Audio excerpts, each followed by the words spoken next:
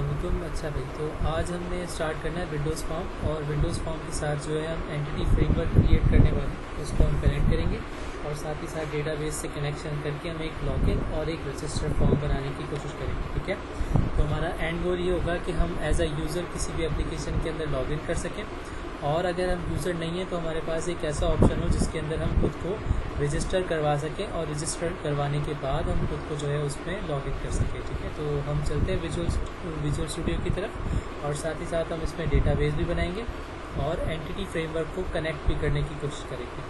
So let's move on.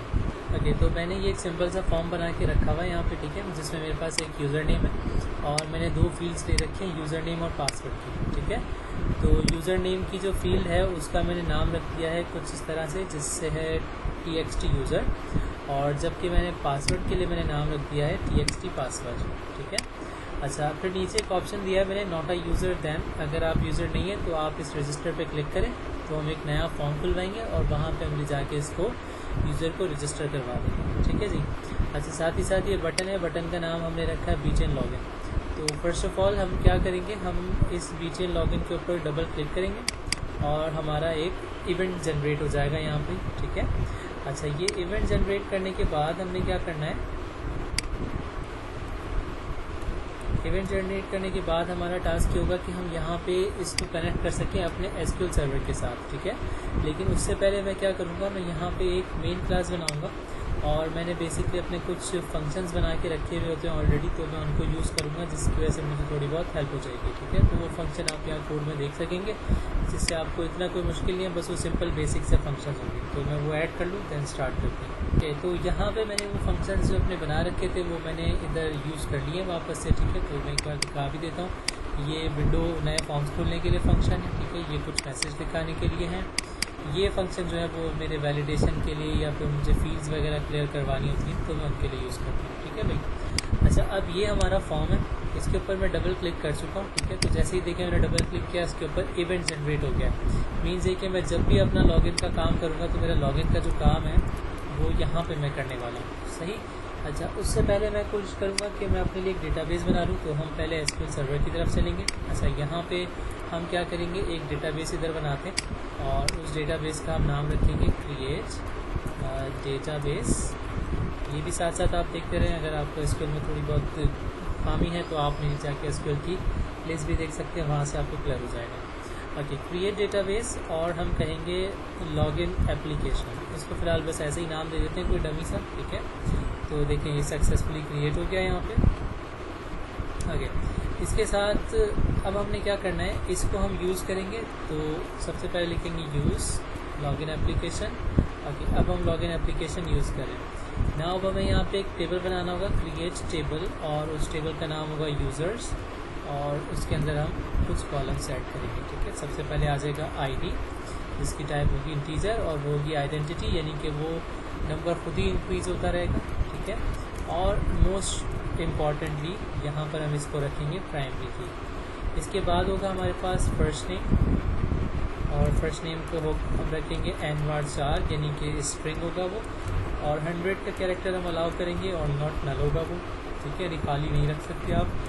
फिर होगा last name, और वो भी होगा सेम n_var, और इसके अंदर हम रखेंगे 100, और ये भी नल नहीं हो सकता। आफ्टर दैन हम यहाँ पे रखेंगे यूज़र नेम, कि यूज़र अपने लिए कौन सा यूज़र नेम पसंद करेगा। ठीक है, जैसे हम कोई एक ख़ास यूज़र नेम रखेंगे, उसके ज़रिए हम उसे एंटर करवाएंगे। यूज़र नेम की लेंथ होगी 25, और वो भी होगा नॉट नल। ठीक है, फिर होगा पासवर्ड, और पासवर्ड क्योंकि कीवर्ड है तो हम इसके आगे और पीछे जो है वो स्क्वायर ब्रैकेट लगा देंगे। ओके, तो इसके आगे पीछे हम स्क्वायर ब्रैकेट लगाएंगे। इसकी लेंथ भी मैक्सिमम 25 अलाउ होगी बस, और नॉट नल। ठीक है, फिर हम यहाँ पे चाहें तो ईमेल ले सकते हैं, तो हम ले लेते हैं। फ़िलहाल ईमेल हमें कोई ऐसा नुकसान नहीं है इसमें, लेकिन हम अभी सिर्फ क्योंकि प्रैक्टिस लेवल पे हैं तो कम से कम फील्ड्स रखेंगे। ठीक है भाई। अच्छा, इन दी एंड ये चीज़ हमने यहाँ पे क्रिएट कर लिया। ठीक है, ईमेल भी है, पासवर्ड भी है, यूज़र नेम भी है, मोस्ट इम्पॉर्टेंट चीज़ें हमने ले ली हैं। और अब हम F5 प्रेस करेंगे और इसे एग्जीक्यूट कर देंगे। ठीक है, इसके बाद ये टेबल हमारे काम का नहीं है, हम डायरेक्ट लिखेंगे सेलेक्ट ऑल फ्रॉम यूज़र्स, और देखिए ये टेबल हमारे पास यहाँ पे बना हुआ है इस जगह पे। ठीक है, अच्छा, अब जो ये टेबल बना हुआ आया हमारे पास, तो इस केस में हमने क्या करना है, हम इसका कनेक्शन करेंगे अपने C# के प्रोजेक्ट के साथ, ठीक है। अगे ना, अब यहाँ पे क्योंकि हमें इसके साथ कनेक्शन करना है, तो सबसे पहले हमें क्या करना पड़ेगा, हमें अपने प्रोजेक्ट के अंदर एंटिटी फ्रेमवर्क इंस्टॉल करना होगा। तो मैं यहाँ पे क्या करूँगा, मैं इस जगह पे यहाँ सर्च पैनल में जाके इधर इस जगह पे जाके मैं यहाँ पे लिखूँगा NuGet पैकेज कंसोल, ठीक है। तो यहाँ पे हम लिखेंगे, तो हम यहाँ लिखेंगे NuGet पैकेज कंसोल, सही, या फिर हम पैकेज मैनेजर भी लिख सकते हैं। ओके, ये आ गया पैकेज मैनेजर कंसोल, इसको खोलेंगे हम, ठीक है। तो ये विंडो हमारे पास यहाँ पे अपीयर हो जाएगी। ओके, अब ये विंडो जब हमारे पास अपीयर होगी तो हम सबसे पहले इसको क्लियर कर लेते हैं। इसलिए अगर ये क्लियर नहीं भी होती तो कोई मसला नहीं है, हमें जस्ट यहाँ पे अपनी एक कमांड पेस्ट करनी होगी। वो कमांड मैं आपको बता देता हूँ कि क्या है, और वो कमांड यहाँ पर है सिर्फ ये वाली, ठीक है। इस कमांड को आपने कॉपी करना है, ये आपको डिस्क्रिप्शन में मिल जाएगी, ठीक है। और इसे यहाँ पे लाके पेस्ट करेंगे एंड देन प्रेस एंटर। जैसे ही आप एंटर प्रेस करेंगे तो ये क्या करेगा, ये डाउनलोडिंग और इंस्टॉलेशन एंटिटी फ्रेमवर्क की शुरू कर देगा। देखें ये डाउनलोडिंग हो रही है और फिर सक्सेसफुली इंस्टॉल हो जाएगा, ठीक है। जैसे ही आपका एंटिटी फ्रेमवर्क इंस्टॉल होगा, लाजमी है कि आप Ctrl+Shift+P प्रेस करें और अपने प्रोजेक्ट को बिल्ड कर लें, ठीक है। प्रोजेक्ट को बिल्ड करते रहना है ताकि जितने भी एरर्स हों वो हमें सामने सामने नज़र आते रहें। और इसके बाद हम यहाँ पे अपने प्रोजेक्ट के ऊपर यहाँ पे राइट क्लिक करेंगे। राइट क्लिक करने के बाद यहाँ पे हमारे पास एक ऑप्शन है ऐड, और ऐड के अंदर से इस बार हम जाएंगे क्लास नहीं बल्कि न्यू आइटम में, ठीक है। न्यू आइटम में जाएंगे और न्यू आइटम में जाने के बाद हमने यहाँ पे डेटा पे प्रेस करना है, डेटा, फिर ADO.entity डेटा मॉडल, और इसके अंदर हमने यहाँ पे रखना है DB मॉडल, या कोई भी हम नाम रख सकते हैं इसका, ठीक है। और ऐड कर देंगे। ऐड करेंगे तो एक और टेबल आ जाएगा हमारे पास, ठीक है। तो हम यहाँ पे सिंपल रखेंगे कि जनरेट फ्रॉम डेटाबेस, नेक्स्ट करेंगे, और अब जाना है हमें न्यू कनेक्शन की तरफ, ठीक है। तो जब हम न्यू कनेक्शन की तरफ जाएंगे तो वो न्यू कनेक्शन कैसे क्रिएट होगा, ये एक विंडो भी हमारे सामने अपीयर होगी, ये वाली, ठीक है। यहाँ हम पेस्ट करेंगे अपना सर्वर नेम। अब सर्वर नेम हमें कहाँ से मिलेगा, वो हम निकालेंगे SQL में जाकर। SQL में इस जगह पे जाके ना, यहाँ ऑब्जेक्ट एक्सप्लोरर में कनेक्ट के अंदर जाकर डेटाबेस एंजल, ये जो चीज़ है ना, ये वाली, ये हमारा SQL सर्वर का सर्वर नेम है। इस सर्वर नेम को हमने कॉपी करना है और यहाँ पे लाके पेस्ट कर देना है, ठीक है। यहाँ लाकर पेस्ट करने के बाद यूज़ SQL ऑथेंटिकेशन, आप चाहें तो विंडोज़ कर लें लेकिन यही प्रेफरेबल है। उसके बाद अब अपने SQL का पासवर्ड एंटर करेंगे यहाँ पे। तो मैं अपना पासवर्ड एंटर कर लेता हूँ, save my password, and then यहाँ पे हम अपने डेटाबेस का नाम लिखेंगे, ठीक है। तो हमने क्या लिखा था, लॉगिन एप्लीकेशन। तो चलो सर्च करते हैं, यहाँ पे मिल जाना चाहिए। मैं देखो ये लॉगिन एप्लीकेशन आ गया, ठीक है। इसको हम क्लिक करेंगे, फिर हमने करना है टेस्ट कनेक्शन। तो देखें ये जो सक्सीड आया है, इसका मतलब कनेक्शन हमारा सक्सेसफुल हो गया। इसके बाद हम करेंगे ओके। ओके करने के बाद यहाँ पे बन जाएगी हमारे पास एक कनेक्शन स्ट्रिंग। ये वो कनेक्शन स्ट्रिंग है जो हमारे डेटाबेस से हमें कनेक्ट करके देगी, और यहाँ येस के ऊपर चेक लगा के रखना है हमने, ठीक है। येस के ऊपर चेक लगाएंगे एंड देन इस नेम को याद रखना है हमने। ये वो नेम है जिसके ज़रिए हमारे प्रोजेक्ट के अंदर SQL का एक ऑब्जेक्ट बन जाएगा। और यहाँ पे क्लिक करेंगे नेक्स्ट। उसके बाद यहाँ जितने भी टेबल हमारे डेटाबेस में होंगे वो सब आ जाएंगे, क्योंकि अभी एक ही है तो एक ही आएगा फ़िलहाल। और देन उसको चेक करेंगे एंड फिनिश, ठीक है। फिनिश करने के बाद ये थोड़ा सा कुछ सेकंड लेगा एंड देन हमारे पास क्या होगा, SQL सर्वर से पूरी की पूरी टेबल उठकर हमारे इस प्रोजेक्ट के अंदर आ जाएगी, ठीक है। वो चीज़ मैं आपको अभी वेरीफाई करवा देता हूँ कैसे। तो देखो हमने SQL के अंदर जो एक टेबल बनाया था, अगर हम जाके उस टेबल का स्ट्रक्चर देखें तो वो कुछ इस तरह का है, ठीक है। ID, first name, last name, user name, password, email. और अब अगर मैं यहाँ से जो ऑब्जेक्ट और जो मॉडल मुझे मिला है मैं उसको जाके देखूँ तो देखो सेम वही चीज़ है, ID, first name, last name, user, password, email, ठीक है। तो बिल्कुल वही चीज़ हमारे साथ सामने आ गई। देखो हमारे पास इवन डेटा टाइप्स भी बिल्कुल वैसी आई हैं, सही है भाई।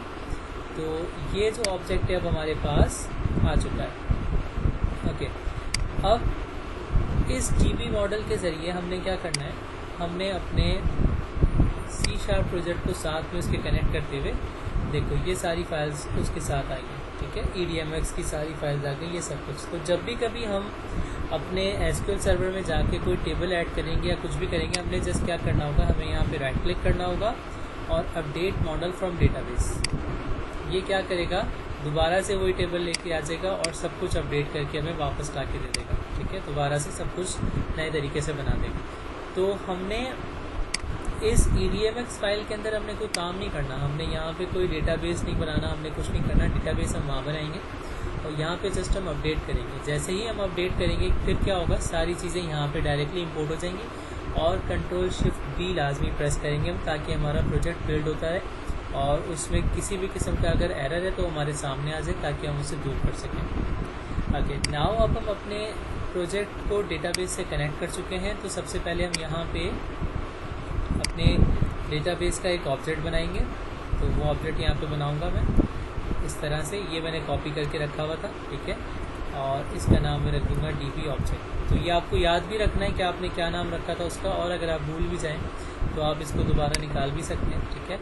अच्छा, दोबारा भी निकाल सकते हैं, तो उसके लिए हमें कनेक्शन स्ट्रिंग के अंदर जाना होगा, वो फिर मैं आपको बता दूंगा कि आप कैसे निकालेंगे। अदरवाइज़ यहाँ app.config के अंदर यहाँ जाएंगे ना, देखिए ये लिखा हुआ आ जाएगा। अगर आप अपने एंटिटी का नेम भूल भी जाते हैं कि आपने C# में क्या नेम रखा था, तो आप सिंपली क्या करेंगे, app.config के अंदर जाएंगे और देखो ये कनेक्शन स्ट्रिंग हमारे सामने पड़ी हुई है, दिस वन, ये वो नेम है जो हमने अपने एंटिटी का यहाँ पे रखा हुआ, ठीक है। साथ ही साथ इसके अंदर पासवर्ड वगैरह सब कुछ है। देखो अगर आप गौर से देखोगे ना, तो ये जो चीज़ है ना, ये आपके SQL का पासवर्ड होगी, SQL का यूज़र नेम होगा, ठीक है। ओके, तो फिलहाल हम क्या करते हैं, हम वापस यहाँ पे आएंगे और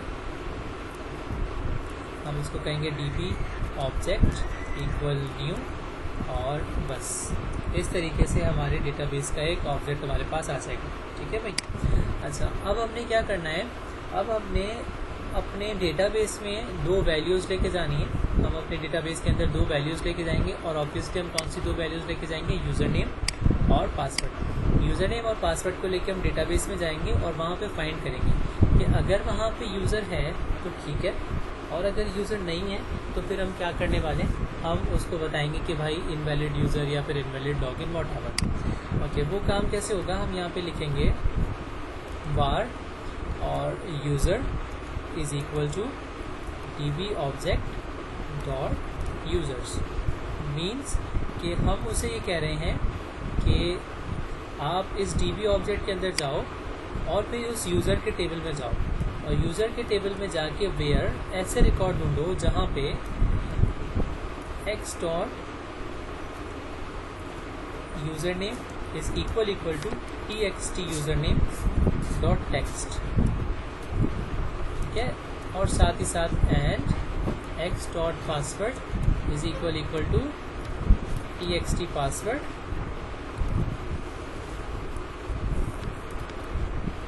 डॉट टेक्स्ट, ठीक है, एंड डॉट फर्स्ट और डिफॉल्ट। यानी ऐसा पहला रिकॉर्ड लेकर आ जाओ जिसका यूज़र नेम और पासवर्ड बिल्कुल हमारे वाले से सेम, ठीक है। मीन्स ये हो रहा है कि हम अपने डेटाबेस में जा रहे हैं टेबल तक और कह रहे हैं कि जहाँ पे यूज़र नेम हमारे टेक्स्ट के बराबर है और पासवर्ड भी हमारे टेक्स्ट के बराबर है, ऐसा पहला रिकॉर्ड लेकर आ जाओ, ठीक है। तो जब वो ऐसा पहला रिकॉर्ड लेकर आएगा तो यूज़र नेम के अंदर हमारे पास वैल्यू आ जाएगी। फिर हम उससे कहेंगे if user name is equal to null, कि अगर यूज़र नेम खाली है तो फिर क्या करो, main class dot show message, ठीक है। ये शो मैसेज वो है जो हम उसे बताने वाले हैं, ठीक है। ये मेरे पास मेन क्लास के अंदर मैसेजेस रखे हुए, तो हम यहाँ पे कहेंगे इनवैलिड पासवर्ड और यूज़र नेम, ठीक है भाई। फिर साथ में हम कहेंगे कि भाई ये तो एक तरह का एरर है और यहाँ भी हम कह देंगे कि ये एरर ही है, ठीक है। इस तरह से वो मैसेज दिखा देगा अगर उसको यूज़र नहीं मिलेगा, और डेफिनेटली यूज़र कब नहीं मिलेगा, जब हम उसको गलत आईडी पासवर्ड देंगे, ठीक है भाई। अच्छा, अब हम कहते हैं एल्स, लेकिन अगर यूज़र मिल जाता है तो हम कहेंगे मेन क्लास। अब उसके लिए हमें क्या करना होगा, हमें उसे ले जाना होगा वेलकम पेज के ऊपर, ठीक है। अगर उसको यूज़र मिल जाएगा तो हम उसे क्या करेंगे, वेलकम पेज पे लेके जाएंगे। अब वेलकम पेज पे ले जाने के लिए हमने क्या करना है, हम यहाँ पे जस्ट इसी को राइट क्लिक करेंगे, बल्कि हम यहाँ पे एक नया फॉर्म ऐड कर लेते हैं। यहाँ राइट क्लिक करेंगे और ऐड में जाएंगे और यहाँ से हम कर लेंगे विंडोज़ फॉर्म ऐड, ठीक है। जब हम विंडोज़ फॉर्म यहाँ पे ऐड करेंगे तो इसका नाम हम रख देंगे वेलकम स्क्रीन और ऐड कर देंगे, ठीक है भाई। वेलकम स्क्रीन यहाँ पे ऐड हो गई। सबसे पहले इसके पूरे फॉर्म के लेआउट को चेंज कर लेंगे, तो यहाँ जाएंगे टेक्स्ट के अंदर और इसका साइज़ कर देंगे 16 और इसका फॉन्ट कर देंगे ये दुबई वाला और ओके, ठीक है। ओके करने के बाद यहाँ पे आ जाएगी वेलकम स्क्रीन। इस वेलकम स्क्रीन पे हमने क्या करना है, सिर्फ ऐसे ही कोई सा एक टेक्स्ट उठाएंगे और इसको कॉपी करेंगे और यहाँ पेस्ट कर देंगे, ठीक है। यहाँ पेस्ट करने के बाद बस इसको हमने कह देना है कि भाई वेलकम। फिलहाल अभी इतना रखते हैं, ठीक है। अब बाकी फिर हम जो है इसमें कोई भी यूज़र नेम वगैरह डलवाएंगे, वो बात का काम है हमारा, ओके। अब जैसे ही हमें यूज़र मिल जाएगा, जब हमें यूज़र मिल जाएगा तो हम यहाँ पे क्या करेंगे, main class dot show window, और उस शो विंडो के अंदर हमने अपने पॉपअप का जो है ना फॉर्म का एक ऑब्जेक्ट बनाना है। तो हम यहाँ पे लिखेंगे वेलकम स्क्रीन और form equal new welcome screen, ठीक है। ऐसे एक ऑब्जेक्ट बना लेंगे हम उसका और फिर हमने इसको हटा देते हैं, ठीक है भाई। इसके बाद हम कहेंगे main class dot show window कि भाई एक नई विंडो दिखा दो, और वो विंडो क्या होगी, फॉर्म होगी। यानी कि वो जैसे ही उसको यूज़र मिल जाएगा वो उसे फॉर्म पे खोल देंगे, ठीक है।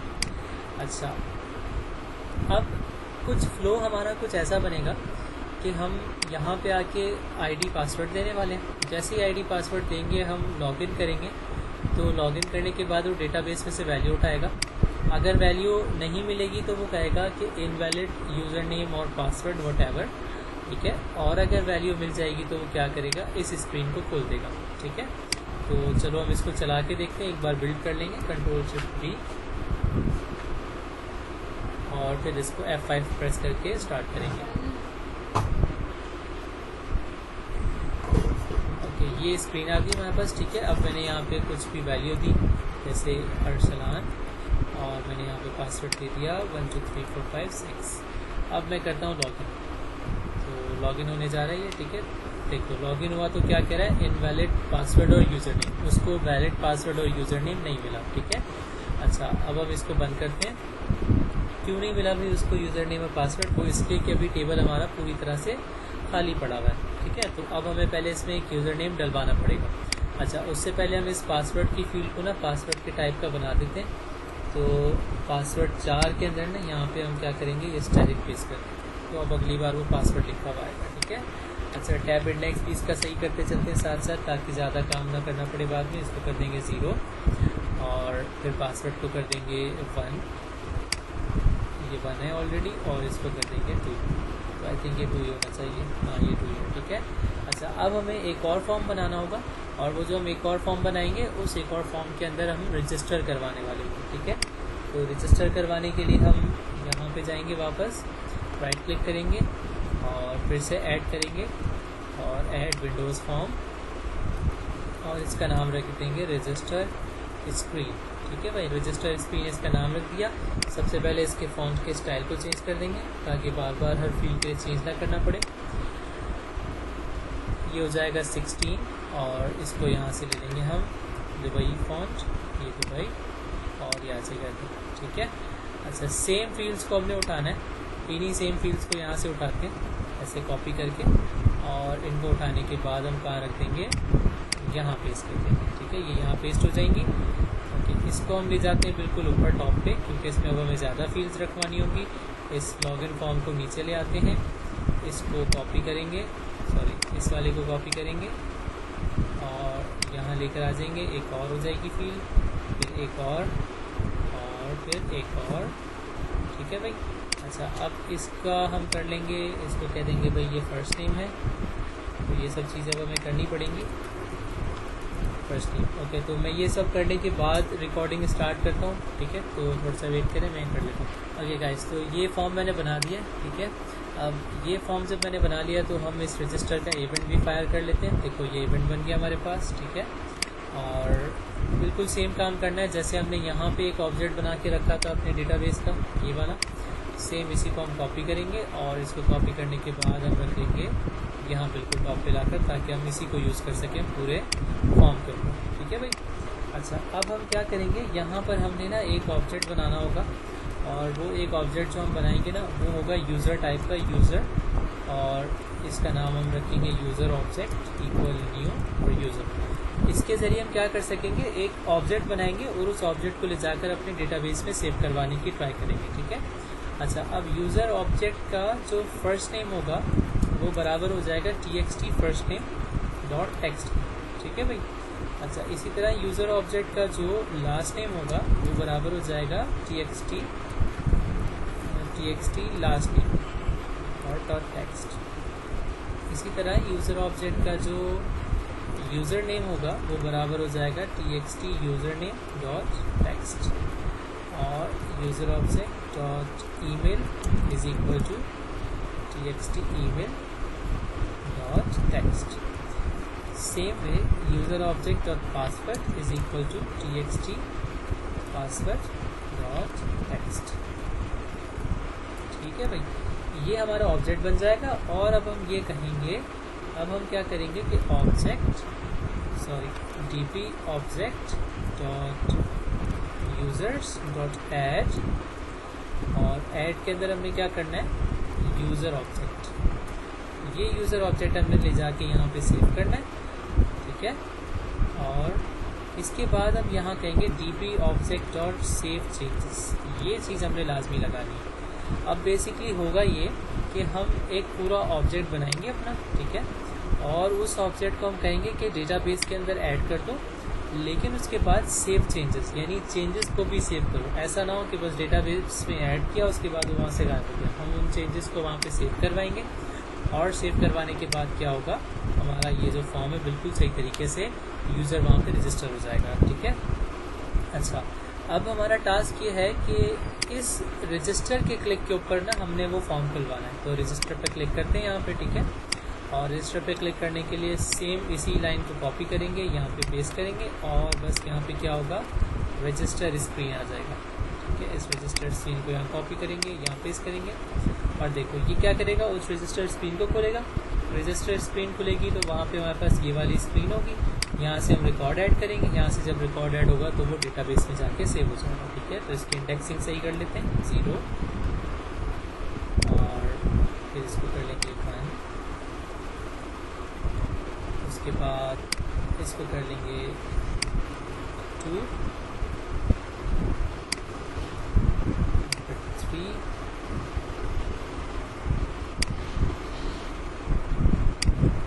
4, एंड देन लास्ट में रजिस्टर के ऊपर कर दीजिए 5। ठीक है भाई। इस तरह से क्या होगा कि इंडेक्स वाइज हो जाएंगे। अब बिल्ड करते हैं इसको, और बिल्ड करने के बाद हम इसे चला देते हैं। अच्छा, एक काम रह गया यहाँ पे कर लेते हैं वो भी साथ ही साथ। वो ये है कि जैसे ही हम यूज़र को ऐड कर देना तो यहाँ से हम क्या करेंगे, वापस से ना लॉगिन स्क्रीन खुलवा देंगे। ठीक है। अब लॉगिन स्क्रीन खुलवाने के लिए क्या करना होगा हमें, फॉर्म 1, और इसका नाम रखेंगे फॉर्म इक्वल फॉर्म 1। ठीक है। फिर main class dot show window, फिर फॉर्म डॉट, अच्छा यहाँ पे ना हमें क्लोज भी करवानी है एक विंडो, तो चलो हम क्लोज बाद में करवा लेंगे, फिलहाल बस फॉर्म खुलवा लेते हैं।